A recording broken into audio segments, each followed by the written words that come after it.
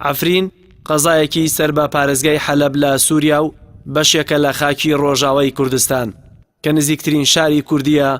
لە دیمەشقەوە. عفرین ئەو شوێنەی بووەتە چەقی ململانی زلێزەکان و بێدەنگی و دەنگەڵبڕینی هەریەک لە زلێزەکانیش بەپێی دەستکەوت و بەرژەوەندی و بەهێزکردنی بەرەکەیەتی لە ناوچەکەدا.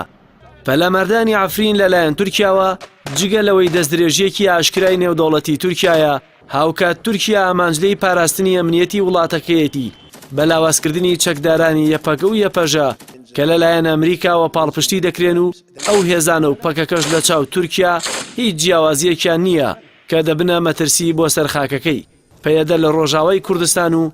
پەکەکەش لە باکووری کوردستان. ئەمەی کە تورکیا دەیکا شەڕی ئەمنیەتی خۆی دەکا لەبەرەوەی پەکەکە و پەیەدا و پەیوەندی کە وەکو بەشێکە لە مەنزومی پەکەکە کەجەکە لەوە دەترسێ با بڵێن لە ئایندەدا قوارەیەک لە کوردستانی ڕۆژئاوادا دروست بێ و ئەم قوارەیە لە ئایندەدا کاریگەری هەبێ بۆ سەر جوولانەوەی ڕزگاری خوازی کورد لە تورکیادا بۆیە بۆ ڕێگری لەم حالەتەدا ئەم شەڕە دەکا و ئەمین نییە لەوەی کە ئەمریکا ئاقاری پشتیوانیەکانی کوردستانی سووریا بەرەو کوێ دەبا و ئەمین نییە ڕووسیا چارەنووسی بەرژەوەندیەکانی لە ئایندەدا چەندە لەگەڵ بەرژەوەندیەکانی تورکیا هاوکات دەبێ بۆیە ئەمیش لەو معادلەدا ترسی لە خۆی هەیە و شەڕی ئەمنیەتی خۆی دەکات. لێکدانەوەیەکی تر بۆ دەستدرێژیەکانی تورکیا بۆ سەر عفرین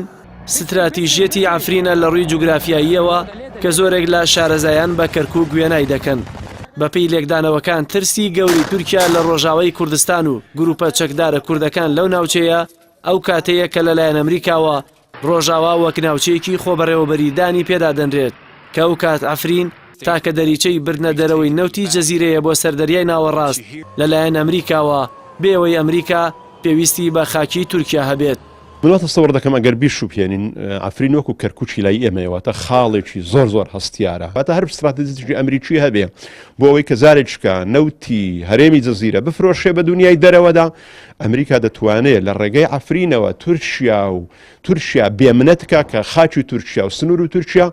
سوودوەرگر نەبێ بۆ نەوتی جەزیرە هەروەکو سوودوەرگرە بۆ نەوتی هەرێمی کوردستان لە ساڵانی ڕابردوو. بەپێی تێڕوانینی بەشێک لە شیکەرەوانی سیاسی شەڕی تورکیا و کورد لە عفرین بە شەڕی ئەمریکا و رووسیا لە یەک دەدرێتەوە لەسەر پشتی کورد. بێدەنگی رووسیا ئامانجلەی دابڕانی یەکجاری تورکیایە لەبەرەی ئەمریکا گەرنا داگیرکردنی خاکی عفرین لەلایەن تورکیاوە بە مەحاڵ سیر دەکرێت لەبەرەوەی نە حکوومەتی ئێستەی سووریا و نە ئێران و نە ئەمریکا و نەتەنانەت رووسیاش بەوە ڕازی نابن تورکیا سنوورێکی نێودەوڵەتی ببەزێنێت بەڵکو ڕەنگە لە ئێستادا وێرانکردنی ئەو شارە لە بەرژەوەندی زۆری نەیان بێت بە تایبەت حکوومەتەکەی بەشارەسەت. تێکگیرانی بەرژەوەندیەکان و زۆری بەرژەوەندیەکان لەسەر سووریایدا 2011 ڕێگانەدا تورکیا دەست بگرێ بەسەر عفرین و کانتۆنی عفریندا.